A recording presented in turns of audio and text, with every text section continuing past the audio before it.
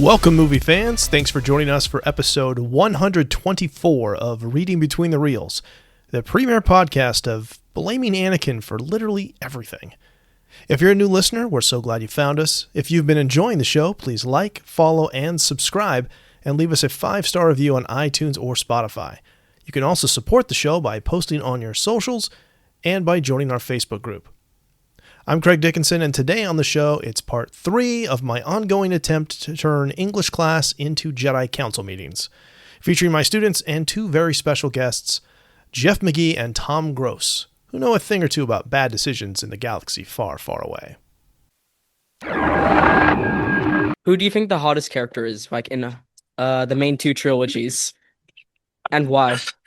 Like, you mean physically, Just I assume? yeah.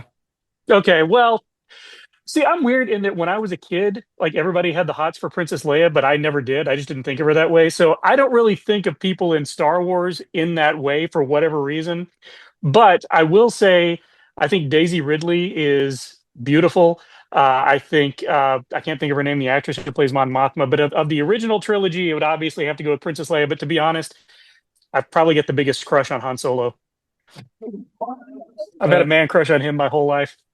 What about you? Who do you think? I would think Padme's the hottest personally. That's fair. That's fair. Can't argue with that. Mm-hmm. Cool. All right. Thanks. Thank you. What's your opinion on the Darth Jar Jar theory? I think it's interesting, and I think it would have been very interesting had that been something that George Lucas wanted to do. But I think it's probably not accurate. But I like it, but I don't think it's real, but I do love it. Do you like it? Yeah, I think it's a really interesting theory. It's definitely fine that it's not there, and you can definitely see as you watch the film, it's like it could have led up to that, it didn't, and that's totally fine. Thanks. Exactly. Yeah. Cool. I like your glasses. Thank you. Okay, when I first heard of a version that was where Luke and Leia weren't siblings at all, I was kind of confused. Like, what do you think made George change it so that they were? I think that George, Like, and he what can was say the all point he, of it? yeah, I think the point of it was it got Luke out of the way so that she and Han Solo could be together, which is what should have happened. And B, I think he was just trying to build out the Skywalker clan or the Skywalker story a little more. Do you like it? What do you think about it? Did you like it when you found out they were brother and sister, or do you think it's kind of weird? I think it was a really big twist that Darth not only had 1 but 2 kids. I feel like that's a really big thing. I thought it was also quite strange. Like, small world, I guess. Small worlds.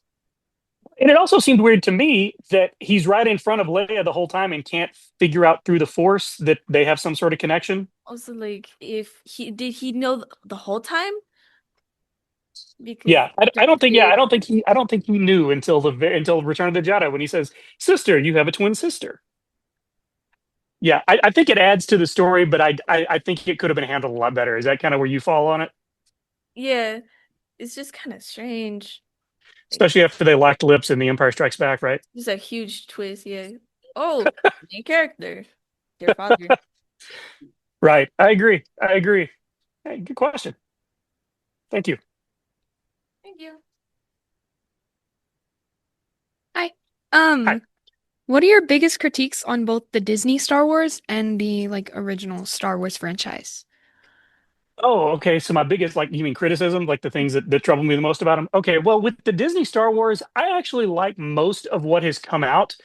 My biggest critique is the fact that up until recently, every show has been named after a person, and I would rather them just tell us what's going to happen in the story, because you call a series Andor, and every scene doesn't revolve around him. It confuses people. But other than that, I like it. I just wish they would make more movies. I'm tired. I like watching stuff at home, but I miss movies. And of the original, all the George Lucas stuff, I'm of the age that the prequels just didn't really work for me. So I would have preferred to have had Attack of the Clones be the first movie in that trilogy, and us spent more time watching him grow into Darth Vader. What about you? Well, I think I see video essays on the troubles with the Disney Star Wars and all the shows, but all those also see in the original Star Wars. All those critiques I see in the original Star Wars. Exactly, right? So but they're like, oh yeah, but the original movies are great, which they Right. are, but like But this. that is intellectually dishonest, isn't it? Mhm. Yeah. Good. I'm glad you're seeing that. Yeah. Thank Good you. call. Good call. Thank you. By trying to destroy the dark side of the Force will create an unbalance, causing the Jedi to be too powerful and changing the Force forever. George Lucas answered that once. He said balance means that there is no dark side. So, but I think if we look at what happened with the Jedi, if you go back way into the lore before the movie started, the Jedi got rid of the Sith, and then we saw what happened to them. They got really full of themselves, got a lot of hubris and everything. So I think you're right. I think not having anyone to fight made them complacent. So maybe you're right. Yeah, maybe you're right. Is that what you think? Yeah. Yeah. Yeah. Sure, right? Sure, why not, right? Cool. Thank you. Sure. Okay. If you could remove one major event that happened, what would it be? Like in any movie? Oh, probably it would be most of what happened in episode 1 in The Phantom Menace. I think all the thing with the trade routes and everything, I think it just doesn't work and it doesn't fit with the rest of the story and it doesn't feel like a Star Wars movie. So that's what I would pick. I would just remove that whole storyline about the trade routes and taxation and everything. What about you? Probably that. That makes Okay. Okay. Cool. Thank you. I like the choreography going on in the back there too. Hi. Hi. So, how do you think Han Solo's and Princess Leia's relationship has changed now that Luke has come out as Leia's twin? Latest one. Oh, well, how far into the movies are you guys? What have you guys watched before? I don't want to spoil anything. Yeah, 1 through 6. 1 through 6. Okay. So that's good to know. They obviously end up together. I'm assuming you guys haven't seen the rest. Have you seen The Force Awakens and the ones that are up on the screen behind you? Okay. So you know that they had a kid, things went south. But I think that I like to think that they would have figured out a way to make it work, but I also know that Han Solo is pretty bullheaded and Princess Leia is pretty focused on the rebellion. So I'm thinking that they probably just did never find a whole lot of time for themselves at home. Mhm. What do you think? Well, I'm not too sure because it's I understand that they have a kid and it's two separate. They have different Priorities? goals. Yeah. Yeah. So, but I was just wondering what you thought about it. So, Yeah, I think they would have had to work hard to make it work, but I know they both wanted to, but Mhm. obviously something happened and they didn't. Mhm. Yeah. Good question. Thank you. Sure. Thank you.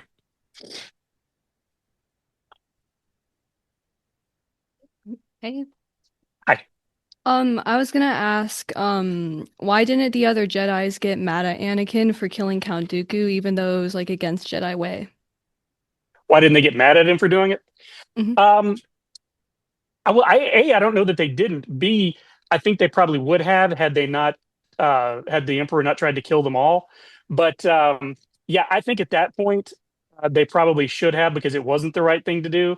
But I think everything was just so messed up that nobody knew what was right or wrong anymore. What do you think? I wouldn't have gone mad at Anakin because it's pretty justified. So It's true. It could be justifiable because of what he had done with the separatists and everything. So yeah, good call. All right, thank you. cool. Sure.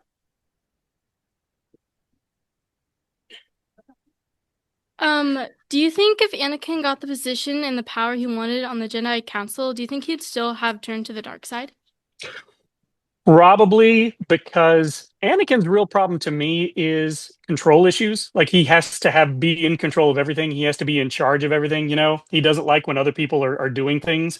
Yeah. So I think honestly it was only a matter of time, and I think that it might have actually been worse because he would have been able to really infiltrate the entire Jedi Order that way if Palpatine had been using him as kind of like a sleeper agent or something. Yeah. That's what I think. What do you think? I think he would have too, because that He was scared power of that losing was. Padme and everything. Yeah, Yeah. he was terrified of that. So yeah, good call. Thank you. Welcome. What was your favorite movie? My favorite movie is The Empire Strikes Back because it's the first movie that I ever saw. It's the first movie I remember seeing in a movie theater. That's how old I am. My brother took me to see it. And when Han Solo said, "Laugh it up, fuzzball," I laughed so long that my brother actually got mad at me, got annoyed with me. And I actually have "Laugh it up, fuzzball" tattooed on my right arm in Arabesh, which is the written language in Star Wars. So that's why it's my favorite. What is your favorite? Probably A New Hope. A New Hope. Why is that? What do you like about A New Hope? I don't know. I think just the this beginning of it, just It's fun. It's a fun movie. Yeah, I think A New Hope is probably the best of the original trilogy, even though Empire is my favorite. I think A New Hope is probably the best one. So good choice. thank you. Yeah, thanks. Hi. Hi. My question was, do you think people would have still liked the movie if Darth Vader wasn't Luke's dad? I think so. I don't know that it would have that it would have had as much lore grow up around it. But honestly, that's to me, that's not the main thrust of the story. I think it makes it more interesting, but I think it would have still been just as popular.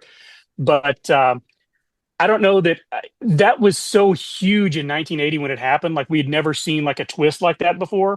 So I think more than anything, it changed the way movies were made from that point forward. What do you think? Do you think it helped, or do you think that was what made people love it, or do you think it would have been okay without it?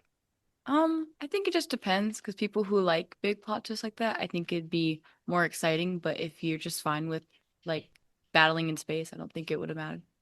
Exactly. It would still be fun, but it may not mean as much to people. Yeah. Thank you. Yeah. Good call. Good question. Thank you. Hi. Hi.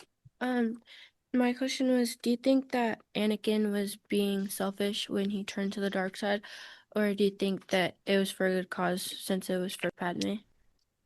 I think he convinced himself that it was for a good cause, that he was being selfless, but at the end of the day, it's all about selfishness. The dark side is all about power, getting what you can get, taking what you can take.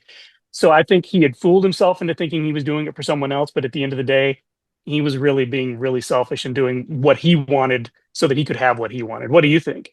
Yeah, I think he was being selfish because Yeah, he just did it, I think, because for the power that he could possess and being able to save her from dying. But if he did really love her, I feel like he would have just spent all the time he could with her up until ex- her last time. exactly. Exactly. I like your earrings, by the way. Those are awesome. Thank you. Sure. Good question. Hi. Hi. So my question was, do you think that the time that Luke found out about Anakin or Darth Vader being his father would have determined his mental state if he stayed on the good side or went to the dark side? And do you think it would have changed his outlook about Jedi if he found out about it earlier? Like if he knew, like growing up, if he knew all along. Oh, I think if he had known as a little kid, he would have already been killed because we can see that Luke, as a teenager at the beginning of the first movie, he can't keep his mouth shut about anything. He would have been telling everybody, "Hey, Darth Vader's my dad. You better not pick on me." So I think he probably would have probably been picked up by the Empire before then. But if that hadn't happened, I think he would feel a lot of shame about it, and I think he does feel a lot of shame at the beginning, and I think he spends a lot of the rest of the rest of the saga trying to make up for it. I don't know. What do you think, though? That's a really good question. I feel like that because at the end when he did find out, he was more heroic about it. Like he felt like the duty to go confront his dad about it and all that stuff. Right. But I feel Yeah. like if he knew from a young age, he would have thought about it way more and he might have had the same mentality as his father. That's a good point. He might have justified everything in his head, right? Mm. Yeah. Good call. Good point. That's a good one. Thank you. Why can't the Jedi tell who Darth Sidious is?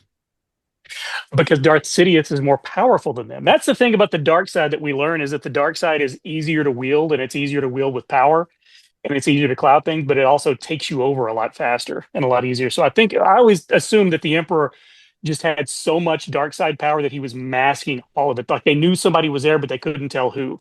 What do you think? Is that kind of what you were going with, or what do you think? I think it was just for like the lore, you know. Yeah, yeah. And plus, the Jedi weren't looking for him because they were full of themselves too. So yeah, good question. Hi. Hi. Why do you think that Han doesn't believe in the Force? I think Han starts out not believing in the Force because Han is one of those people that if I can't touch it, it's not real. It doesn't exist. He likes to like lean on himself and depend on himself and his wits. So he says, if I can't see it, it doesn't exist. I think it's easier for him. He does come around though by the end because he said you notice at the end he tells Luke, "May the Force be with you." Yeah. Yeah. So what do you think about that? Do you think it's just his experience, or what do you think? Well, he just doesn't seem like the type to believe it unless he's like experiences it. Exactly. Yeah, you got to prove it to me first. He's one of those kind of people. Yeah. Yeah. Yeah. Thank you. You're welcome. Good question. Hi. Hi. Do you think Anakin still fulfilled the prophecy at the end of Empire Strikes Back? No, Return of the Jedi. Sorry. Do you think he still How fulfills dare the you? prophecy? I think he and Luke fulfilled the prophecy because again, George Lucas came out and said that is putting the Force back in balance. He's killed the Sith. There's only the light side left. So I believe so, but I don't think that's necessarily how it was supposed to happen. Mhm. What do you think? Do you agree? I think he did eventually at the end. Plus, I don't know. It's like, well, you still have to have some light and some dark. I don't know. It's like It's weird, right? like Yeah, you equally think balance, you balanced would or think they would be equally balanced. But according to yeah, George Lucas, if it's balanced, that means there's all light and no dark. yeah. So who knows? Good question. Thank you. Hi, Hi. what are your thoughts on Padme and Anakin getting married in secret? Was it a good thing or bad thing? Oh, I think first of all, I need you to put those sunglasses down over your eyes because those are so cool. I just want to see what you look like with them on. Thank you. Awesome. You look like you're right out of Star Wars now. I think it was obviously a bad thing because if it wasn't a bad thing, they wouldn't have to keep it secret, right? If you're doing what you're supposed to do, you can tell everybody. And we see how it worked out. It's all to me that was all about Anakin just wanting to control everything that he possibly could. So he has to have Padme, so he pretty much badgered her into marrying him, I feel like. And they weren't supposed to get married, so it was a secret wedding, secret marriage, and everything. So I think it was not a good thing, and I think it directly led to what happened in Revenge of the Sith. What's your take on it? What do you think? I think it's like a bad thing because like he's not following the Jedi way. Exactly. He's breaking the rules. All right, cool. Thank you. And Thank thanks for you. humoring me. Those glasses are really cool. I love Thank those. you. Hi. Hi. Do you think that Anakin would have turned to the dark side if Qui-Gon Jinn had been the one to teach him? Oh, I think he was always destined to. But that's a great question. I've never thought about that. I think Qui-Gon would have picked up on his dark side tendencies a little faster. So maybe not. Maybe Qui-Gon could have averted it. But I think it was a prophecy. I personally believe it was a prophecy. It was going to happen one way or the other. But I think it would have been different, and I think it would have taken longer. Really good question, though. What do you think? I think that they're so similar, like that Qui-Gon could have like helped him figure out what to do. Right. Yeah. And he was all about the living force and being mindful of your presence and everything. So yeah, I'm gonna have to think about that one. That's a great question. Okay, thank you. Sure. Thank you. To do one more? Sure. I'm here. Yeah. What do you think would have happened if Obi-Wan had enough energy to use force speed when they were what? Oh, when they were fighting in Phantom Menace, when they're fighting Darth Maul. Oh, yeah. Why didn't he? Right. Yeah. I think that I've always thought that the reason he didn't use the force speed was because he didn't want the little energy things to close on him. But I think if he had been able to, I think it probably would have saved Qui-Gon's life. But we'll never know now. What do you think? Do you think that would have helped, or do you think it was going to happen one way or the other, regardless? Yeah, I think it probably would have helped. Yeah, I agree. Cool glasses too. You got cool guy. Oh, thanks. Sure. So Anakin, he is the chosen one, and he has the highest force sensitivity. And in the original canon, like movies, we never see his full potential because he dies in 6th episode. So if Anakin were never Darth Vader, would he be able to defeat Luke's full potential as we see in Mandalorian? That's a great question. Yes, I think to give you the answer. What limits Anakin besides the Jedi Council is when he becomes Darth Vader. The dark side. They keep saying the dark side is the most powerful, the most powerful. Well, it really isn't. It takes the least amount of discipline. So I think if Anakin never goes to the dark side, he would be much more powerful than Luke Skywalker. So I don't know. Does that answer your question? Yeah, but also if in Legends, I mean, it's not canon, but we also Sure. see Darth Vader, he goes through parallels to revisit his old life, and we see that his armor completely gets taken off and his missing limbs, they turn into like force uh limbs, and he defeats everyone. And Yeah, I mean, yeah, that is, that's not to say that Anakin with the dark side is not powerful, because as we know, with being Darth Vader, he is quite powerful. He's able to defeat the Emperor, take him by surprise, hide his feelings when that happens. So, sometimes there's a reason why things go to Legends and why they stay in canon. But I think if Anakin stays with the light side, he is by far more powerful than he is when he becomes Darth Vader, the apprentice of the Emperor. oh yeah, that answers my question. Awesome. Great question. Thank you so much. Okay, so in Revenge of the Sith, the third episode, Mace Windu tells Anakin to go back to the council room and wait there while they go confront Palpatine. Do you think if he stayed in the council room, he would have gained the respect and like gained Anakin's trust, and he would have not turned the dark side?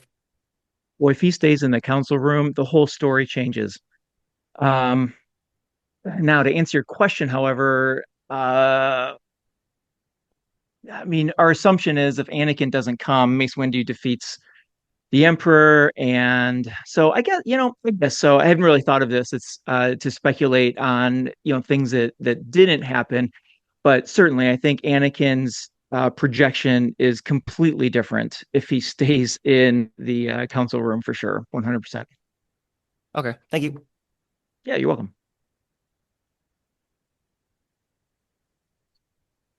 In The Revenge of the Sith, what are your impressions of Order 66?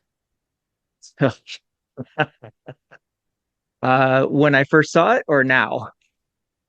When you first saw it. When I first saw it, I hate to admit it, but I might have wept just a little bit, got a little misty-eyed at the tragedy of the whole thing.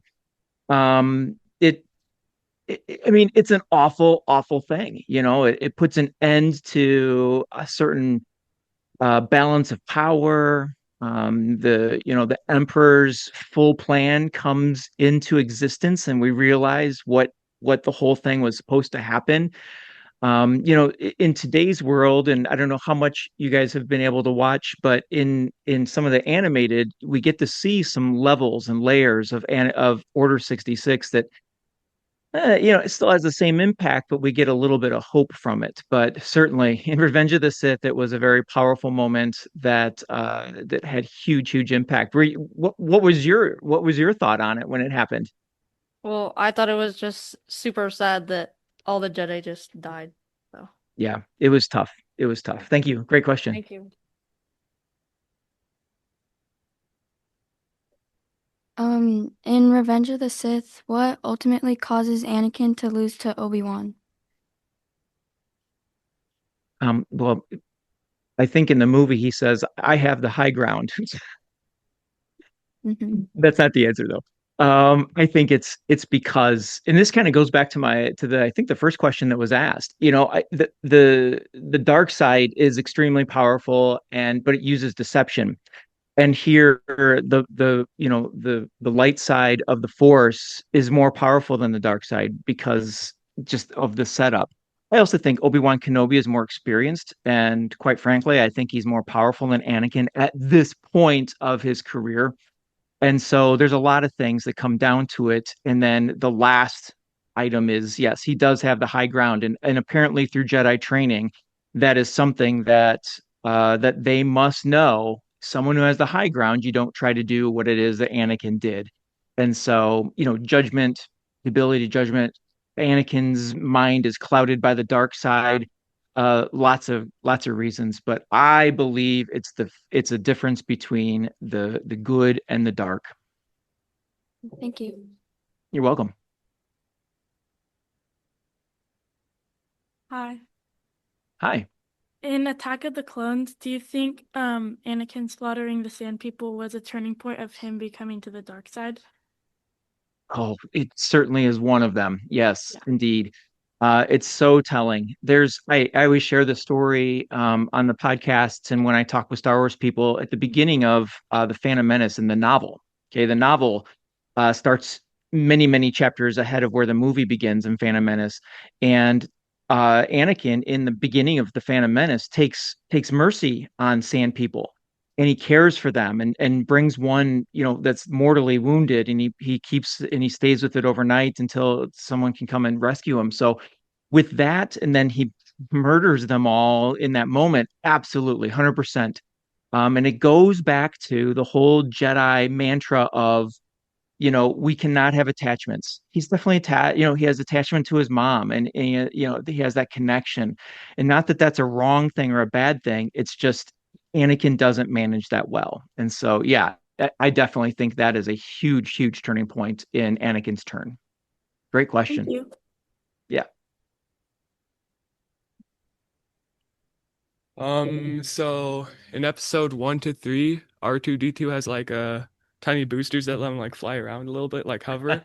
But then in episode 4, 5, and 6, he doesn't have them. So I'm kind of like wondering what happened between those two sagas that destroyed them or like made him not able to do it. Yeah, you know what? That's really good observation. And I think there's two things. One is reality, and the other is what we have to put into our heads. The reality of it is when the first trilogy was created, they didn't have really the technology or the thought that R2D2 should be flying. And so they kind of had to retrofit that when they went back in time to tell the first three. So how do we make sense of that in our head? Sometimes we have to do that. In fiction, we have to kind of put things together in our heads that maybe was or was not intended by the creator. But so what I do to make sense of that is when the droids at the end of Revenge of the Sith to are sent by I forget who takes them, but Bail Organa basically says, "Take this one, erase its memory," and blah blah blah. I figured they probably did some retrofitting of R2D2 and C3PO, and so some things they had in the prequels, they just didn't have in the sequels or in the original. Thank you. Yeah, you're welcome. What do you think would have happened to the rebellion if Luke or Leia weren't born? Ooh, man. Okay, this is a question I've never thought of. So give me a quick second here to think about that. I think the rebellion, I don't know that I would say they fail, but it certainly takes a lot longer for the Empire to go down. I mean, obviously, Darth Vader doesn't die. The Emperor doesn't die at least from Luke. Now, are there other Jedi out there? Of course there are. We know that there are other Jedi out there, like Ahsoka Tano, and who does get involved in the rebellion eventually. I hope that's not a spoiler for you guys. But so there are some other individuals in the galaxy that may eventually have been able to do what Luke did. But certainly it's a different story for the rebellion without Luke and Leia because of Luke's obviously Jedi ability and leadership, and then just the flat out leadership of Princess Leia. That's a big deal too. So, we could also make the argument that they would completely and utterly fail without Luke and Leia's leadership. So I don't know. It's a tough question, but it certainly is an interesting one to think about. What do you think?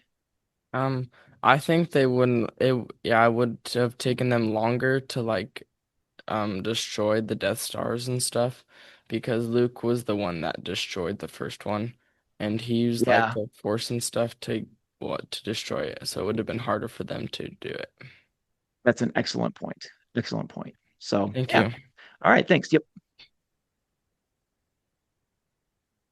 Uh, if Mace Windu had trained Anakin, would he not fall into the dark side? And when when Mace Windu confronted Palpatine, would he have killed Palpatine there and ended the Sith? That's interesting question.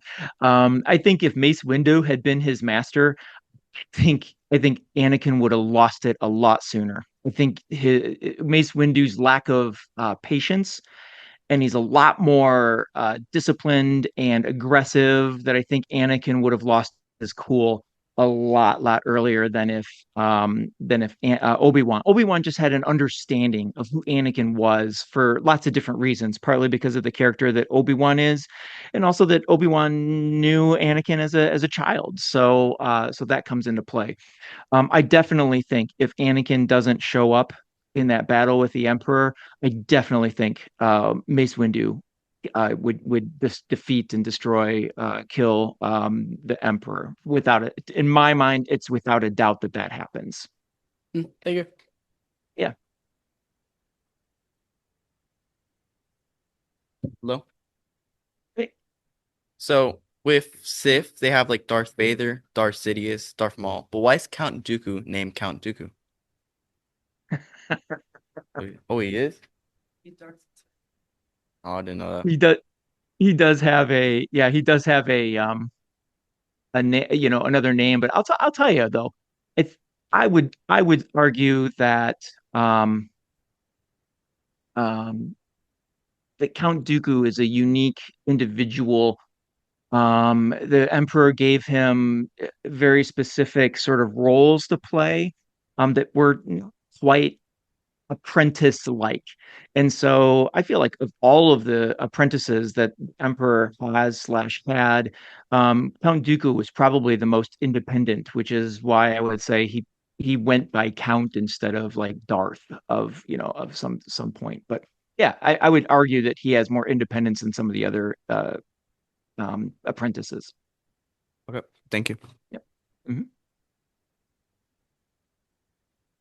I asked the last guy this, but who do you think the hottest character is in like the first two trilogies?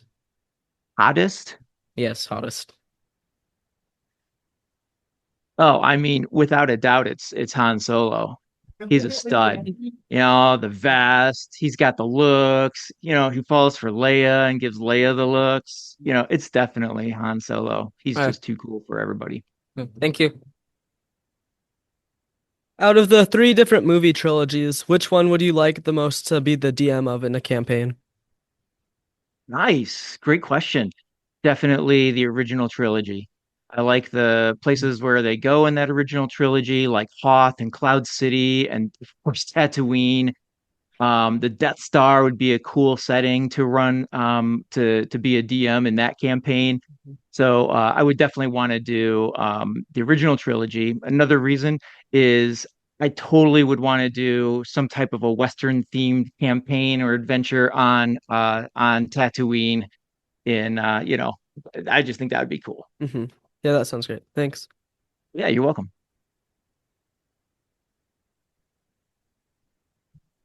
Okay, so you know how in Jedi rule there's like no friends, no relationships, no nothing. Okay, Yeah. what do you think of the difference between this and like more modern superhero like rules now that's like gives you power. Friendship is Hmm. magic. Yeah, that's a great question. Well, okay, so a few things Like, do you think it's right about in a way? friendship. Say again? Do you think it's like right in a way? Do you think they were right to think that way? The Jedi? Yeah. You know what? It's their practices, it's their rules, it's their laws. It made sense because how much conflict is there in you when you have and you are afraid of losing things? So a Jedi, in order to be pure and to be completely selfless, you can't have belongings and things like that. Now, is that right? Is that wrong? I don't know. It worked for the Jedi for, many years. Um, however, Luke Skywalker, who we would consider to be one of the most powerful Jedi ever, and He without any actually type of had a friends. So Exactly. I was going to go to to the line that he has in Return of the Jedi, where Luke says to the Emperor, "Your overconfidence is your weakness," and the Emperor says, "Your faith in your friends is yours," which is one of my favorite quotes of all time in Star Wars. Luke had friends and still becomes one of the most powerful Jedi, and so I don't it kind of know. proves the rule wrong. He, he does I think if 100%. like a new huge generation comes by, they would write out that rule because of Luke. Um, well, I mean, I guess we'll get to see that because ultimately it looks like Rey survives and she's going to start a new Jedi Order, we think. And so I guess we'll get to see if she keeps that, she burnt, Luke burned the texts. And so, she has really nothing to go by. So we'll have to see what happens with that. But I wanted to address your like modern superhero stories and themes. And the thing that I think about is, how many times does a superhero, let's take Spider-Man, for instance, his powers are limited when his friends and his family, like Mary Jane or Aunt May, are discovered that they are connected to Spider-Man in some way, then the villains go after them that make it difficult for him to be able to do his job because he's afraid for them. So I think, that's probably why it's one of the reasons why, it's not the reason, but it's one of the reasons why the Jedi were, so successful with their policy of no attachments, because the enemies could not hold a friend or an attachment over their head and make them make some sort of a moral dilemma, put them in a moral dilemma or something like that. This is a great question for lots and lots of debate, because there's a lot of things that go into the benefits of having Maybe it was friends. better because his friends could actually defend themselves. Right. Yes, that is true. What do you think? Do you think the Jedi should drop that in the future, or do you think they should Rey keep that? It's a really strange concept because of the power levels. Like even Leia by herself, she can fight. Han, he can fight. But in the future, would the kids be able to fight? Would their friends would be? I mean, it really depends. Hmm. Yeah, Maybe there'd be like a huge conflict over this. there could be. There could be. And maybe that's a lesson that Rey and the new Jedi Order will need to learn is, this whole idea of attachment versus, the benefits of having attachments and support. So, yeah, great question. Really, really good one. All right, thank you. Thanks. Mhm. First of all, Han Solo over Anakin is an insane take. But we obviously see how teachers are incorporating Star Wars into their lesson plans. But Mhm. as a librarian, how do you incorporate Star Wars into your branch? Oh man, what a great question. That's so personal. I appreciate that. So you know, one thing that I do, so I do a couple of different things. First of all, I have a special collection in my library that is all Star Wars. I argue that it's the largest Star Wars collection in a school library in the Midwest. It probably isn't, but it would be pretty darn close. It's pretty extensive. So we've got that. Second of all, as a librarian, one of the big things that I do are I try to create programs for people to become interested in the library and the things that the library has to offer. And so I have a big event that I do every year called Steam into Star Wars, where we invite the community to come in and we use the theme of Star Wars to attract people into studying and everything from being an author to being an artist to other STEM events like robotics and stuff like that. And so I use Star Wars more as a theme to attract attention of my patrons than and I'm of course I try to push the literature as well, but that's less of a goal of mine in this instance than it is to just garner people's attention to all the things that a library would support. Yeah, thanks for that question. That's awesome. Do you think it's right that some people compare like certain aspects of Star Wars to religion? Oh, sure. I definitely think so. There's a lot of religious aspects to the myth, you could say. Because people do compare Star Wars to a certain mythology. There's a hero's journey, and those sorts of things. But even on a more simple side of things, certainly, a Jedi is definitely above normal human beings. And so you might give them some sort of a deity type of a feel. The Sith are just awful, evil things that are symbolic of the evil in the world. And so, yeah, I definitely think you could do some comparisons between Star Wars and religions, and I definitely think it's fair. It's literature. And so it's open to those types of interpretations when you make those. So yeah, awesome question though. Thank you. Okay, so why do some of the stormtroopers like have different knee pad armor and some of them have like matching? Like some of the stormtroopers will have each knee is separate, like different design, and then like what's the importance of that? I mean, the difference between like a scout trooper has certain armor versus a regular stormtrooper versus a snow trooper, that kind of thing. Well, I yeah, yeah, pretty much Yeah. it, yeah. Well, so the stormtroopers are soldiers, and so they wear different armor based on what their role is, and so a scout trooper's armor is a lot lighter and more movement because he's going to be flying along on a speeder bike, or he needs to move quickly as a quote scout.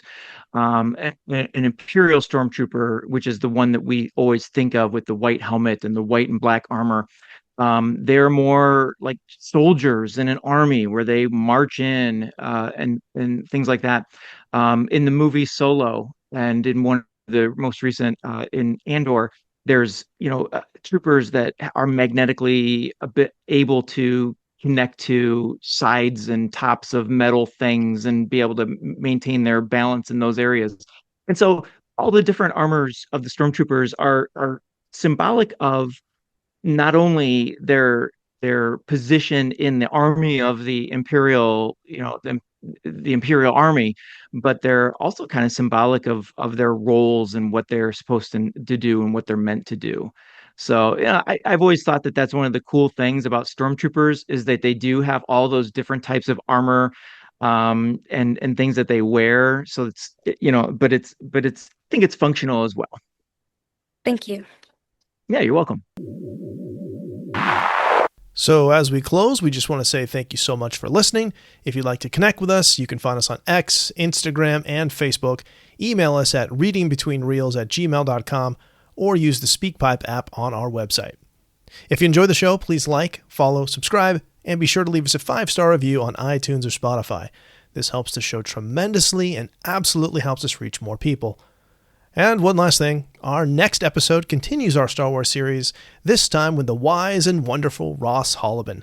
You won't want to miss it, unless you're a Sith, in which case, carry on.